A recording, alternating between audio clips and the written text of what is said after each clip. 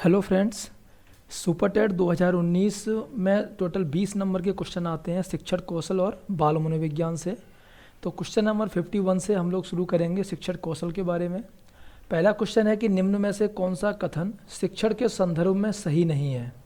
Which one of the following statements about teaching is not correct. 4 option है। शिक्षण एक अंतः क्रियात्मक प्रक्रिया है, शिक्षण एक त्रिमुखी प्रक्रिया है, शिक्षण एक प्रभाव निर्देशित प्रक्रिया है और शिक्षण केवल कक्षा तक सीमित रहने वाली प्रक्रिया है। इन चारों कथन में से कौन सा कथन सही नहीं है, ये आपको बताना है। तो ऑप्शन नंबर 4 इसका सही हो जाएगा कि शिक्षण जो है वो केवल कक्षा तक सीमित रहने वाली प्रक्रिया नहीं है, क्योंकि शिक्षण को हम कहीं से भी प्राप्त कर सकते हैं, जैसे अपने परिवार से, समुदाय से, विद्यालय या फिर वातावरण आदि से। अगला क्वेश्चन है क्वेश्चन नंबर 52। प्राथमिक विद्यालयों में मिड डे मील कार्यक्रम प्रारंभ करने का प्रमुख कारण है। The main reason to initiate mid day meal programme for primary school is. समाज का विस्तार करना, रोजगार वृद्धि करना, नामांकन संख्या बढ़ाना, अध्यापकों का विकास करना। तो कौन सा रीजन है जिसकी वजह से मिड डे मील जो प्रोग्राम है, दोपहर में खाना देने वाला जो योजना है वो शुरू की थी। तो ऑप्शन नंबर 3 सही हो जाएगा, नामांकन संख्या बढ़ाना। क्योंकि इसकी वजह से क्या होगा, बहुत सारे बच्चे ऐसे थे जो कि खाने की पूर्ति करने की वजह से पढ़ाई करने नहीं आ पाते थे, क्योंकि उनके माता पिता घर पे नहीं रहते थे, जैसे लेबर का काम करना। तो उन लोगों को बीच में खाना खाने के लिए अगर घर जाना पड़ता था तो वापस नहीं आ पाते थे या फिर काम में लगे रहते थे। तो जब खाना भी शिक्षा के साथ मिलने लगा तो वो लोग आसानी से वहाँ पर रहने लगे और उनका नामांकन संख्या बढ़ने लगी। अगला है क्वेश्चन नंबर 53। उद्दीपन अनुक्रिया सिद्धांत का प्रतिपादन किसने किया। पावलोव, थॉर्नडाइक, स्किनर और Kohler. Who propounded the stimulus response theory. इन चारों में से किसने उद्दीपन अनुक्रिया सिद्धांत का प्रतिपादन किया था। ऑप्शन नंबर बी सही है, थॉर्नडाइक। क्योंकि थॉर्नडाइक ने ही ये सिद्धांत दिया था और इस सिद्धांत के अनुसार क्या है कि सीखने के क्रम में जब व्यक्ति के समक्ष कोई उद्दीपन दिया जाता है तो वह उसके प्रति बहुत सारी अनुक्रियाएं करता है और इन अनुक्रियाओं में कुछ सही होती हैं तो कुछ गलत होती हैं। अनुक्रिया और सही अनुक्रिया से व्यक्ति उस काम को करना सीख जाता है। कहने का मतलब है जब कोई चीज़ बार बार की जाती है तो जिसको कुछ ना आता हो वो भी वो काम करना सीख जाता है, जो कि उसने एक प्रैक्टिकल करके भी दिखाया था। अगला है question number 54।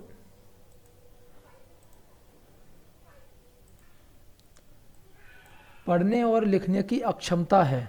Disability to read and write is autism, dyslexia, dyspraxia और एप्रैक्सिया। आपने एक चैप्टर में पढ़े थे कि अलग अलग जो अक्षमताएं होती हैं उनको क्या नाम से बुलाते हैं। तो पढ़ने और लिखने, इस अक्षमता वाले को क्या बोलते हैं। तो ऑप्शन नंबर इसमें 2 सही हो जाएगा, वो है डिसलेक्सिया। जिन बच्चों में पढ़ने और लिखने की अक्षमता होती है उसे डिसलेक्सिया बोलते हैं और इसे भाषा विकार के रूप में भी पहचाना जाना जाता है। इसमें बच्चों को जो शब्द होते हैं उनको पहचानने, पढ़ने और याद करने और बोलने में बहुत परेशानी आती है। अगला है क्वेश्चन नंबर 55। किसने कहा नवाचार एक ऐसा विचार है जिसमें व्यक्ति नवीनता का अनुभव करता है। H.G. Barnett, E.M. Rogers, M.B. Miles और Allen. An innovation is an idea perceived as new by the individual. Who said this. इन चारों में से किसने ये स्टेटमेंट बोला था। ऑप्शन नंबर बी सही है इसका, 2 E.M. रोजर्स। क्वेश्चन नंबर 56 देखेंगे। भारतीय शिक्षा के इतिहास में सबसे पहले किस समिति ने अपव्यय एवं अवरोधन पर विचार किया। हार्टोग समिति, यशपाल समिति, मेहता समिति और जाकिर हुसैन समिति। तो हार्टोग समिति ने सबसे पहले अपव्यय और अवरोधन पर विचार किया था। Question number 57। परम शून्य स्थिति होती है नामित स्केल में, अंतरित स्केल में, क्रमित स्केल में और आनुपातिक स्केल में। Absolute zero exist in nominal scale, interval scale, ordinal scale और रेशियो स्केल। तो वो होती है आनुपातिक स्केल में। Question number 58। पाठ प्रस्तावना कौशल का मुख्य संगठक क्या है। पूर्व ज्ञान, व्याख्यान, श्यामपट्ट लेखन और गृह कार्य। तो ऑप्शन नंबर ए इसमें सही हो जाएगा, वो है पूर्व ज्ञान। पाठ प्रस्तावना कौशल का जो मुख्य संगठक है वो है पूर्व ज्ञान, क्योंकि जो छात्र होते हैं उनको पाठ को पढ़ाने से पूर्व यह पता लगाना आवश्यक है कि विद्यार्थी को इससे पहले कितना ज्ञान है। क्वेश्चन नंबर 59 है। एनसीईआरटी द्वारा राष्ट्रीय पाठ्यचर्या की रूपरेखा कब प्रस्तुत की गई थी? 1986, 1992, 2005 और 2009। तो सबको मालूम है, ये चैप्टर भी है, तो 2005 ऑप्शन नंबर सी सही है इसका। एनसीईआरटी द्वारा राष्ट्रीय पाठ्यचर्या की रूपरेखा 2005 में दी गई थी। क्वेश्चन नंबर 60 है अभी। शैक्षिक प्रशासन उपयुक्त विद्यार्थियों को उपयुक्त शिक्षकों द्वारा समुचित शिक्षा प्राप्त करने योग्य बनाता है, जिससे वे उपलब्ध अधिक साधनों का उपयोग करके अपने प्रशिक्षण से सर्वोत्तम को प्राप्त करने में समर्थ हो सकें। तो यह परिभाषा किसने दी है? SN. Mukherjee, Campbell, welfare Graham या फिर डॉक्टर आत्मानंद मिश्रा। तो ये दी है बेलफेयर ग्राहम द्वारा ये जो परिभाषा दी गई है। क्वेश्चन नंबर है 61। यहाँ से शुरू हो जाता है बाल मनोविज्ञान। तो भारतीय पुनर्वास परिषद की स्थापना किस उद्देश्य के लिए हुई है? दूरस्थ शिक्षा, पर्यावरण शिक्षा, दिव्यांगजन की शिक्षा या इनमें से कोई नहीं। तो ऑप्शन नंबर इसका सी सही रहेगा, वो है दिव्यांगजन की शिक्षा। जो भारतीय पुनर्वास परिषद की स्थापना दिव्यांगजन की शिक्षा के लिए की गई थी और इसका जो मुख्य उद्देश्य था वो था दिव्यांग व्यक्तियों के पुनर्वास के क्षेत्र में प्रशिक्षण नीतियों और कार्यों को लागू करना। जो भारतीय पुनर्वास परिषद को एक पंजीकृत सोसाइटी के रूप में सन 1980 में स्थापित किया गया था और सितंबर 1992 में भारतीय पुनर्वास परिषद अधिनियम संसद द्वारा भी पारित किया गया, जिसके द्वारा जो ये परिषद है एक संवैधानिक निकाय के रूप में 22 जून 1993 से अस्तित्व में आया था। तो दिव्यांगजन की शिक्षा के लिए भारतीय पुनर्वास परिषद की स्थापना की गई थी। ऑप्शन नंबर सी या ऑप्शन नंबर 3 सही है। क्वेश्चन नंबर है 62।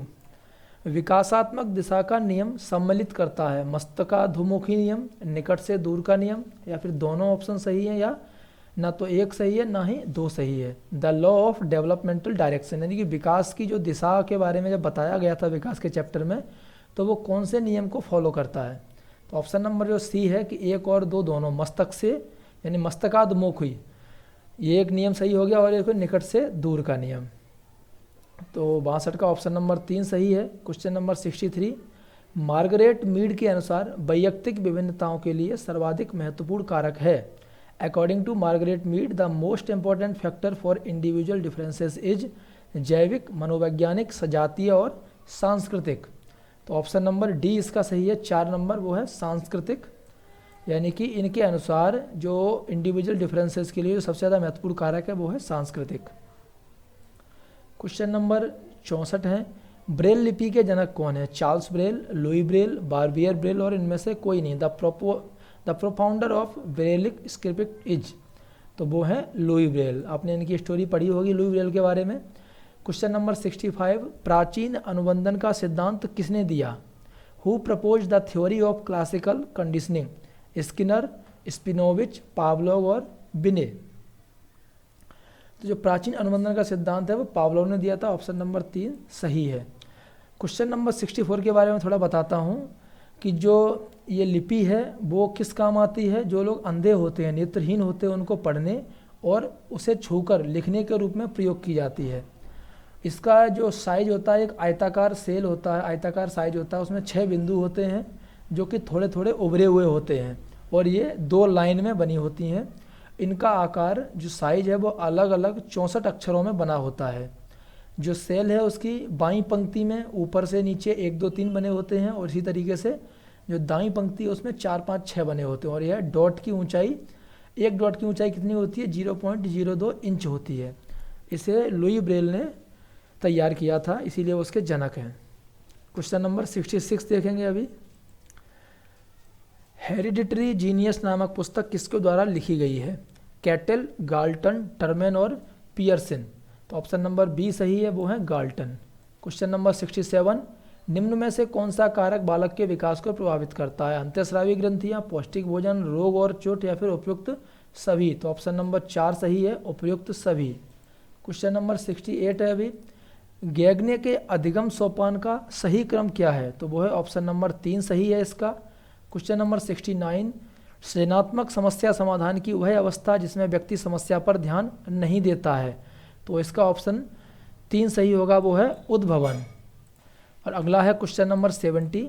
राष्ट्रीय अस्थि विकलांग संस्थान कहाँ पर स्थित है? देहरादून, मुंबई, कोलकाता और सिकंदराबाद। तो ऑप्शन नंबर 3 सही है, वो है कोलकाता।